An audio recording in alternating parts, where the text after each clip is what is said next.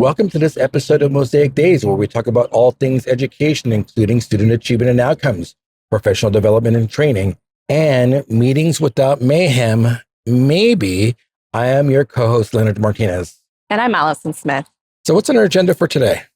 So this is actually part 2 of a part 3 series that we're doing on preparing for IEPs and going through the IEP meeting process for school site staff, and specifically how we can work as a team to prepare ourselves and ensure the most positive outcomes during the IEP meeting. So this is part 2, the bulk of the meeting itself. Yes, so we're ready to go. We did our prep, we did our staffing. Everyone's on the same page, hopefully, or at least know what to expect for some difficult, which may be a difficult meeting. So this isn't your typical preparation. We're talking about meetings that may be more involved. There may be some emotions running high on members of the team. So we want to make sure that these meetings run as smoothly as possible. And we do that in the preparation. So last week we were talking about preparation. Today is the meeting, the big meeting, right? The big meeting. And we might have advocates. We might have public defenders. We might, probably not attorneys, but definitely the advocates that are coming in already. The parent has them charged up. It could potentially be a contentious IEP. So you could have attorneys. We could have attorneys, but usually I don't know. We're more at kind of advocate level at this part, because this is when they're wanting something or they're wanting some sort of outcome, and the parent needs assistance in kind of voicing their concerns. So it's a more difficult, more intricate meeting. And we want to make sure everything's done by the book. Yes. It should always be done. So, I'm a stickler for this. Everything should be done by the book for every meeting. Yes. That's not always the case. Yeah. For this meeting, everything should be done by the book, making sure you send your invitation out days in advance. If there's an assessment plan that was done, making sure you have that signed already, having that paperwork ahead of time signed. Unfortunately, I've been a part of too many IEP meetings where the case manager will give the parents all at once at the end of the meeting. Yeah. Sign the assessment plan, sign the invitation, sign the consent, sign the excusal form. That's really not the way we're supposed to do it. So making sure that invitation is signed ahead of time. I'm even okay with a text, I'm going to be there, or an email, I'm going to be there, something that we have proof that the parent has consented that they're going to be there for that IEP meeting. Yeah, because the reality is if you prepare all that ahead of time and all the paperwork is taken out of the process, then you can ultimately just focus on the heart of the meeting, which is the content, how best we are going to move forward with supporting the student. So when we come into a meeting, we're not prepared. We're scrambling for this paper. We're telling somebody, go run to the printer, print out this. We need to make sure that everything is in place and ready to go. So really, this episode is talking about that. You mentioned about preparing paperwork ahead of time. What are your thoughts on having an agenda? Agenda, for some of these situations, you must have an agenda. And you really should have an agenda for every meeting. At least we know we have one in our head, but we should have a published agenda. This is what we're going to do. We want to make sure that we set aside a nice block of time for this, make sure it's mutually convenient for the parent. And if this is going to take 2-3 hours, you really should block out that time. So I think it's very important that we're very transparent with our team members. We know this is involved. We know there's a lot of moving pieces. We're going to stay there, and we're going to stay there till the end of this. And we really shouldn't be excusing anyone from these meetings early. Yeah. So what if somebody is like, well, I only have an hour. That's not that. I only have an hour to be there. That doesn't work that way. Yeah. Does not work that way. As the LEA rep, as the admin in charge of that meeting, that's not going to fly. Yeah. And if we know this meeting is scheduled for 2 or 3 hours, then we know we need to get subs for all of those members that require subs, so they can be there for the duration of the meeting. No excusals. Yeah. I would not do. I don't even think we should be doing excusals, period, but they happen way too often. Well, and the reality is if you're doing an excusal, what it ultimately says is that person, number one, you have to have permission prior to the meeting, which a lot of people don't do. So they're handing out the excusal. That's running to the printer. Go get the excusal for the general ed teacher. The reality is that if somebody is to be excused, the parent should know that ahead of time, and they should give permission prior to the meeting. Written permission that person is excused, and that team member has to have followed up with written input and also talking to the parent ahead of time. So that's part of the other thing is let's say you have a service provider who's not able to make the meeting for whatever whatever reason. That doesn't count. So- That's not going to work. Everyone's got to. Everyone's This meeting, supposed to everyone's be got to be there. in that room. Everyone's supposed to be there. But what happens is that, sometimes things happen. Mm-mm. Okay. No. No excuses. Again, we're not talking about every IEP meeting. Yeah. We're talking about the IEP meeting, the big IEP meeting. Bunch of service providers, possibly an advocate, possibly an attorney. Everyone has to be in attendance. If that service provider is out ill that day, which does happen, get someone else in there who could interpret those results. Yeah. So remember, we need to have people that are qualified to interpret results and how the disability impacts access to education. You could have someone else in there that might not be the speech and language provider for that particular student, but bring in someone else who can interpret those results. Well, and I appreciate, like, for a difficult meeting like this, it's just knowing ahead of time. We know, and we've already had our staffing to determine that this might be a more involved meeting, right? And so if you make everybody aware of the process, that they need to be there the whole time, that the general ed teacher needs to be there, because I hate when they share out on present levels and then they just take off. Nope. They need to be a part of developing that IEP. And then oftentimes, things kind of come up after the fact. And if that person, that team member is not there to answer those questions, again, it's just piecemeal. You have to stop the meeting, or, you got to get back to the parent. So you want to make sure everybody is just there so that you have a more well-rounded process. Yeah. So again, agenda, norms, if necessary, because it can get contentious at times. Making sure you have a time limit. This is the time that we have. Making sure that someone is skilled. The LEA rep should be the site administrator, should be skilled enough of a facilitator to keep the agenda moving. So, that it takes some skill, time management, taking a look at a clock, making sure that we're going to finish this meeting within the allotted time. Yeah. And that's a hard one. You have to have somebody that's strong, like you said, to be able to kind of redirect. Things get off topic often. Okay. And people want to go on their own, that get on their soapbox, especially if you have an advocate involved. I've sat in meetings and it has absolutely nothing to do with what we're talking about. Yeah. We're talking about a goal, and then suddenly an advocate is like, oh, well, where's this goal? And because that you don't have that goal, I want this assessment. Stuff gets all over. You have to have somebody to kind of direct it back. We'll get to that. But right now we're just reviewing goals. We certainly can address that. I'm going to note it down here and we'll come back to it maybe.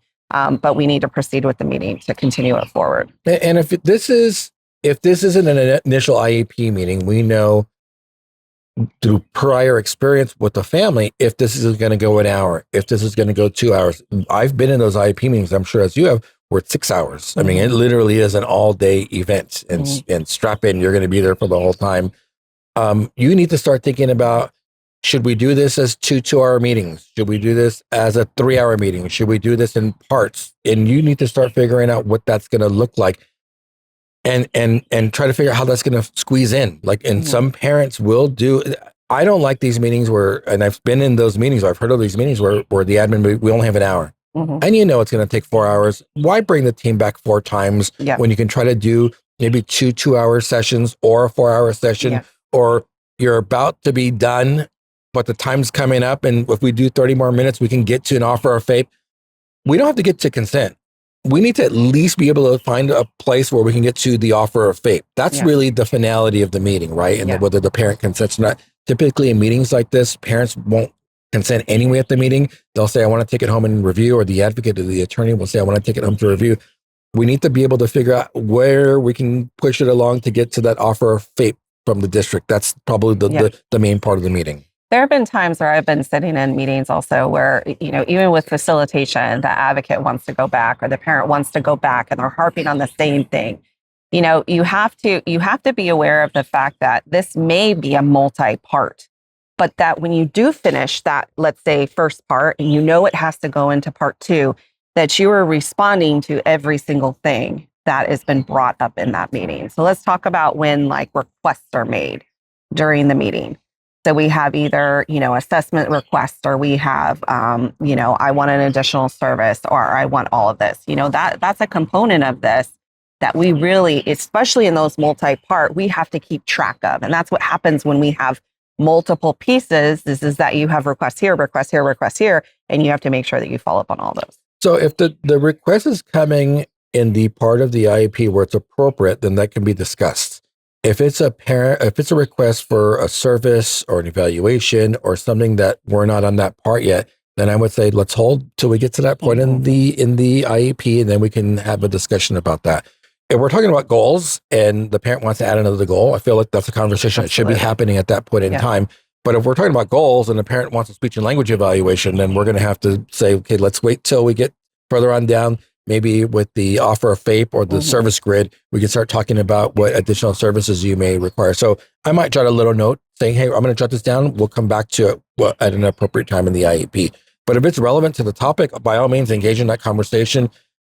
You know, big on data-based decisions. So if the team doesn't have the data, we need to collect the data. We need to be able to, we shouldn't feel compelled to give the parent a response right there and then. I feel like sometimes we feel forced into making a recommendation, a yes or no to a service or to an evaluation. And we can just say, hey, you know what? We hear that request. We're going to document that request, and then we're going to review it, and we're going to respond in writing to your requests. Yeah, so that's the easiest thing, because it is quick to be like, especially when somebody's asking for something that's just crazy, you know, and you're just like, wait, where is the data for this? You know, I will always just say, thank you so much for that request. I'm going to write it down, and the district will respond to you within 15 days with a prior written notice one way or the other. So, you know, that way it just kind of moves it off of that plate. When that person continues, the parent or the advocate or the lawyer continues to harp on something and just going back to something and going back to something and going back to something, you know, I think it's really important during that time to not get caught up in the back and forth. No. That's very important. And the problem is that sometimes they want to, because they're coming in and they're already aversive. They're already angry about something. And so, you know, the back and forth, as a leader, how do you deal with when somebody is getting into an argument at a meeting and it's just becoming, you know, it's not going anywhere. You know that there's the difference of opinion. I've heard your favorite line, agree to disagree, you know, we're going to agree to disagree. You know, how do you deal with that when someone's going back and forth? I do not like that line because I think it's dismissive of the other person. And I think that it is really something we should avoid. But I hear the back and forth on all levels, student, teacher, teacher, admin, teacher, admin. I mean, we this is a skill we need to teach, right? How to deal with the power struggle, the back and forth. It's really easy. Give people one exchange and then thank you. We're going to document the notes and we're going to move on. Yeah, it's really simple. I mean, you want to make sure you hear them. So you might want to say, I hear what you're saying, and we're going to document your concern and the parent concerns. This is a team meeting. The parent is a meaningful participant in the IEP, and we do not want to shortcut that participation. So we want to make sure parents feel like they're being heard. So it's nuanced so that they don't feel that you're dismissing them. Yeah. I hear what you're saying. You're here to advocate for your kid. We're going to document your concerns in the notes. Yeah. The one thing that I will not continue to allow, and I will go back and forth, is when the other party is being rude or disrespectful to staff or to me in a particular meeting, and that comes up often. That's one of those where if you need to, you can stop and take a break. I think that this is getting really escalated. I'd like to recommend that we take a 5-minute break, or this doesn't sound like it's going anywhere at this point in time. And so I want to stop the meeting. And I think that we should all, you know, take the time and then come back and resume the meeting at a later date. Yeah. And typically we should be able to see body language, and we should be able to interpret tone and volume from a parent or a parent rep, whatever that may look. That's a friend of the family, which used to get a bunch in a previous district, an advocate or an attorney. We should be able to determine those back and forths are escalating, and then we start seeing the parent get emotional. And we have to stay calm and cool. I think we've talked about this in a previous episode where we don't take it personal. We don't internalize it. I know we start getting escalated and our heart starts beating and we have to do our controlled breathing and we might start getting a little sweaty. We have to make sure that we stay calm and cool. Parent, this is their child. They're going to be emotional. And sometimes that emotion may manifest in a behavior that isn't respectful to us. Yeah. We need to keep that in mind. We absolutely have no tolerance for yelling, cursing, volume, tone, word choice, when I look at behavior, and making sure those are within norms. If you need to take a break, take a break. I have been in IEP meetings where the advocate is escalated The parent's not escalated, but the advocate's Mhm. escalated, and call a timeout. I've taken the advocate aside and say, look, we're all here to support the kid. We're all here to support the family. Your approach isn't helping the situation.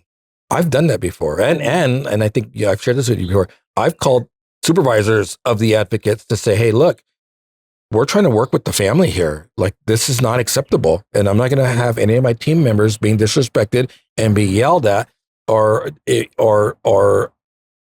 disrespected in any way.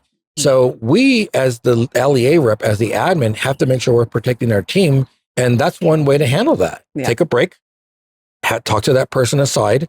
But you're right. If things are out of control, and we've been part of those meetings too, just take your team and you need to be able to stop the meeting saying, look, this isn't helping. And again, call the behavior what it is. This behavior is not acceptable in this meeting. We're here to support you and your kid. So again, try to refocus back on the student. You're very good at that. And you're always saying student focus, student centered. This isn't me, my ego versus your ego. You're right versus I'm right. This is about what's going to be best for this child. And we have to keep it framed in that through that lens. And if we cannot do that and things are escalated and out of control, then you're right. The best bet is to say, this meeting isn't working for us right now. We're going to have to reschedule this. Yeah. The other thing that I catch myself doing is that sometimes when the advocate or the lawyer is super escalated, the team is directing everything towards the advocate because the advocate is the vocal one. The advocate is the one that is speaking on top of the parent.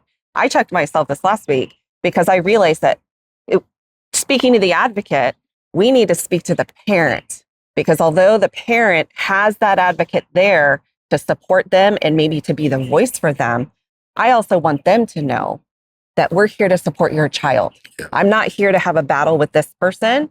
So I may direct some stuff, but ultimately, and I may ask her questions or him questions, but I'm here still to support your child. And you are still the one that has the educational rights for this particular child. And I think sometimes parents' voices are taken away in that process because they think that they can't speak up because they've already assigned this person. Yeah. You know, and I've had parents even sit there like, what is this person doing that's representing me? You know? So it's very important that you're just making sure that you're being aware of the parent and kind of the direction that the parent is going, because you're right. There are times where the advocate is escalated, the parent is not. Yeah. You know, so you really need to kind of, you know, tailor the meeting to help support really that child and going back to the kid. What does the kid need? So now, what if the parent agrees? Or disagrees, I'm sorry. Oh, if the parent agrees, that's fine. Yeah, we all agrees, shake hands signatures. and hug it out and then go back to my office. What if the parent disagrees? Let's say parent is entitled to disagree. Absolutely, parent is entitled to disagree, and we need to honor that. Again, I think student-centered, data-informed decision making. Data doesn't support that. Therefore, this is going to be our offer, and we'll document your concerns in the notes. If you disagree, you know, having all this paperwork done ahead of time signed is great, because then they only have to sign attendance. Yes. I'm big on trying to get partial consent. Yeah. So trying to find where we agree, like saying, okay, do we agree on the goals? Yes. Do we agree on the current placement in the current minutes? Yes. But she wants another evaluation, or speech was trying to dismiss and they don't want the dismissal. So she's just disagreeing with that, or he's disagreeing with that. And completely entitled to. Don't take it personal. A lot of people internalize that and like, oh, you're rejecting my offer of FAPE. And no. You're completely entitled to not consent to this IEP. Please sign attendance. Most of the time they will do that. And then let them know that, you know, we'll follow up with this. Either the school site or district office will follow up with a subsequent meeting to go over next steps, which we're going to talk about in the next episode. Yeah. Be polite. Be respectful, making sure that you can walk them out of the office and walk them off campus. Keep that. This is about maintaining relationships too, right? We talk about that. If there is this uneasiness about not consenting to an IEP meeting, like, get rid of that notion. Thank you very much for your participation. We'll follow up. Can I walk you out? Let's walk you out of the room. Have a good day. Thank you for your thoughtful participation. You'll hear from someone soon. Yeah. And I've always provided them with the offer, never forcing them to sign their consent at this time. You know, I try, like you're saying, to get partial consent, But if they sit there, I mean, parents will tell you right off the bat, no, I want to take this home and review the documents. I just really want to understand all of the documents. And that is completely fine. That's another reason why a draft document is really helpful to walk into a meeting, to have that, so that any additional things you can provide the parent with a copy that shows the changes, or maybe, the suggestions that have been made during the meeting. But allowing them that option to either sign there or to take it home, review it, and then a signature. A lot of parents are sometimes shocked when I provide that option, because I think for so long they've been like, you need to sign. You got to sign. You got to sign. Horrible, and I have horrible. I have no problem with that. Horrible. Again, it's up to the team then, though, to follow up with that parent and help them understand if they have any questions. Are there any questions that you have, or any additional concerns that I can explain, to hopefully foster that relationship and get that signature. And that's really what should happen, right? We shouldn't pressure parents into signing. I've heard those comments throughout the years when it gets escalated to me at district office, where I didn't know what I was signing, or I felt pressured that I was signing. Like, we should never do that. Parent has a right to sign if they understand what the offer of FAPE is. They have a right to take paperwork home, to review it, have to have someone else review it for them. I think it's appropriate for a site team to follow up probably in about 3 or 4 days and say, do you have any questions? I thank you for your participation in the meeting. We know you didn't sign there. Do you have any questions? Maybe we need to set up a follow-up meeting just with the case manager and the parent, or the admin and the parent.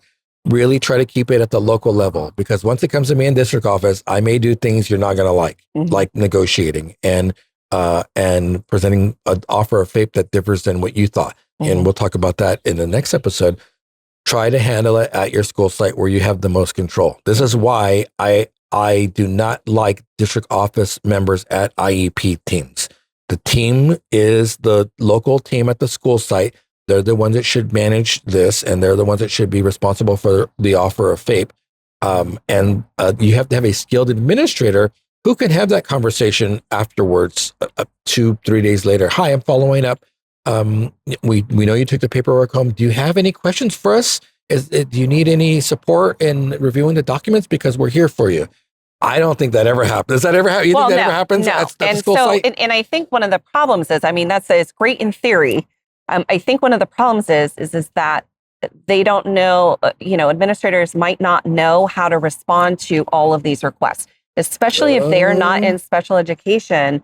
There sometimes is, like at a meeting or something where, somebody's like, oh, well, social emotional, and this is the data and whatever, and I want an ERMS. And then they don't really know what an ERMS assessment is, educationally related mental health service assessment. As the LA rep, though, they should.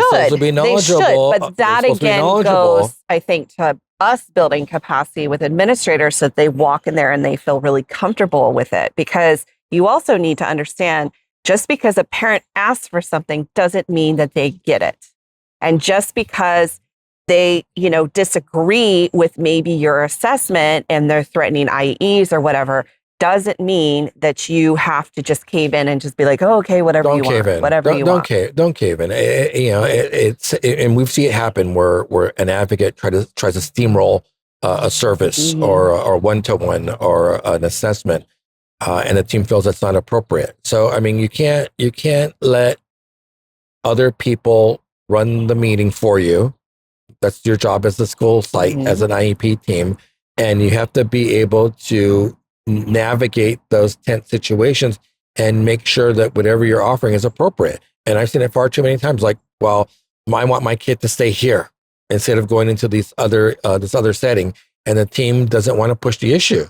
Ultimately, that I think exposes you to some litigation. And we have seen personally and through OAH, where if a team goes on a parent recommendation for a placement, even though they know that's not the offer of FAPE, the OAH has made some decisions that said the district is at fault because the district knowingly put a kid in a setting they knew wasn't appropriate. But they wanted to, not get into a big conflict with the parent, so they honored the parent's request. It doesn't work that way. Data. Do we have the data to determine the service? Do we have the data to determine the placement? If not, let's collect the data. And I don't have any problem saying in an IEP meeting, we need to collect the data, come back and review the data to see if we have enough information to make a decision on a service or a placement or a different offer of FAPE. But if we have the data, we can say no in that meeting. Yes. right? But if you're not comfortable saying no, you can still say, again, there's certain procedures our admin need to be aware of. And I think we do a good job of trying to build capacity. If you don't know the answer, you're okay with saying we don't know the answer, but we're going to document your request and we're going to respond in writing within 15 days, right? Or sooner. So you have to at least be able to default back to, I don't know the answer to your question, but we're going to document your request and we're going to follow up in writing with you shortly.